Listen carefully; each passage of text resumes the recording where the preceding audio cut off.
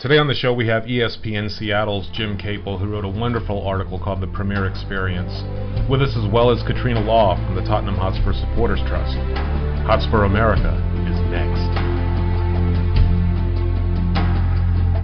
And naturally, I'm a Tottenham man, obviously. I can reflect back to being a player with and manager of some of the finest players that have ever been in the game. The place is fantastic, the tradition of this club. To be the manager of 3 cup-winning teams here, I'm so lucky, it's untrue. Hotspur America podcast, airing every week during the English Premier League season. What a glory, glory night at White Hart Lane. This great and historic football club. Joyful night down the Tottenham High Road. Hotspur America, the original US-based podcast dedicated solely to Tottenham Hotspur Football Club. Is Gascoigne going to have a crack? He is, you know. Oh, I say! Schoolboy's own stuff. I hate Arsenal, just hate them. Oh, what a goal! Unbelievable! Wow, this is incredible. We're the Yids in America. Dukes is there to tap in. What a fantastic run. He scored, and it's turned home. Eric Dyer. This is your Hotspur America. Hotspur America podcast. We have a wonderful show for you today. Simon is with me. Simon, how you doing? Good morning. How are you? I'm well. And Sam? Fabulous, mate. You? I'm well, and I'm Ken. We have 2 wonderful guests with us today. For those of you who have been following my Twitter feed, the podcast Twitter feed anyway, you will know that we've been promoting a wonderful article written by Jim Caple, who's out of ESPN Seattle, called The Premier Experience. And Jim is joining us today. Jim, thank you so much for your time. I thank you for calling it a wonderful article, but you're overpraising it. But good to be here. Good to be here. Thank you. And also from the Tottenham Hotspur Supporters Trust and Spurs fan extraordinaire, Miss Katrina Law. Katrina, how are you? I'm really good, thank you. Good evening from East Dulwich. How are we all? I have no idea where that is, but I'm going to look at a map. London. Southeast London, okay. I'll be there in 6 weeks, so I'm going to try to see as many parts of that place as I can and plan on waking up, as I told you earlier, on a park bench at least twice. And as I said, it would be very rude not to. Yeah, don't do that, Ken. Yeah, well, she said it would be rude if I didn't. So when you're in Rome, right? Let's see what we got. Jim, I want to start with you real quick. The article you wrote in over 6 weeks, as I mentioned, I'm going to be making my first trip to London. My co-hosts have been going, however, for decades. They both grew up in London and have attended numerous Spurs matches. In your article, you give a perspective of the Spurs fan over there, and there was a lot of interjection from the fans. But from a verbal standpoint, can you tell me just the experiences that from different parts of the country, different stadiums? Was it all pretty much the same and conducive, or was it very static depending on where you were in the country?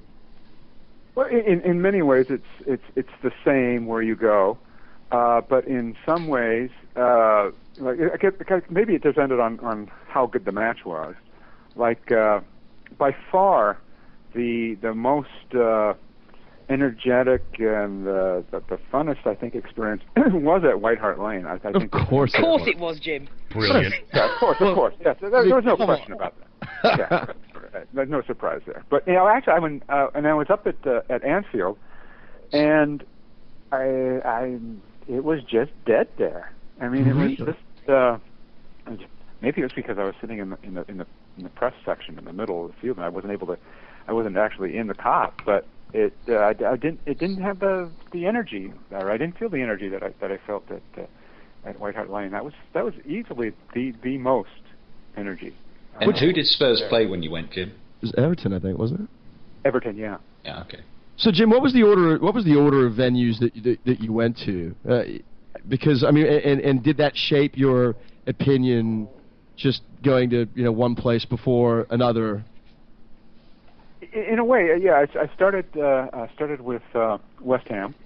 That was on a Saturday, and then the next day, Sunday, was at the Spurs, and then on Monday we drove up to Manchester and did a stadium tour, and then on Tuesday we went back down to Stoke, and I went up and went to the Man United game with the Stoke fans, and then on Wednesday went back into London and went to Arsenal at Emirates Stadium, and then drove up to Liverpool and saw them up on Saturday, and then on Sunday went down to Birmingham and saw Aston Villa, and that was a lot of driving. Was the shower that you had to take after the Emirates visit long enough to get that stink off of you?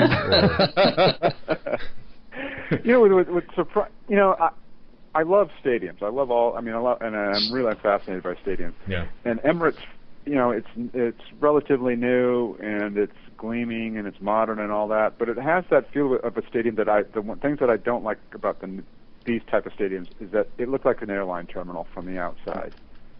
And from the inside, the bathrooms were just really, really cramped. It was like, this is a modern stadium. You spent this amount of money on it, and you don't have bathrooms that are big enough. It was just really kind of. But it was good to see a match there, and I walked around the stadium a little bit more than I was able to at other places. Not one of my favorite places. Yeah. Now, I bet if you were making notes at the Emirates with a blue pen, no one would have paid any notice whatsoever. I think they would. Well, perhaps I would have woken them up. But you mentioned the pen. When I was at White Hart Lane I was down in the concession area and I was taking notes, and a Spurs fan turned to me and he says, "What are you doing?" And I said, well, I'm a reporter at ESPN. I'm in America. I'm writing about the experience. He says, "Your pen is red." And I was like, and only part of the pen is red. It was a Marriott pen, and only the cap was red, and a little bit of the writing on the side of it was red. Otherwise, basically, it was gray. And I was like, I quickly assured him, no, this has nothing to do with Arsenal. I have no allegiance to Arsenal.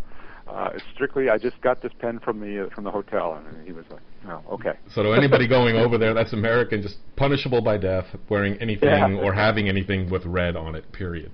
So, Jim, were you at the concession stand? Were you experiencing the delights of one of those chicken balti pies? I was not able to. They didn't have them at the stand I was at. I had a meat pie of some sort. Let me say, I can't remember what they said it was. Yeah.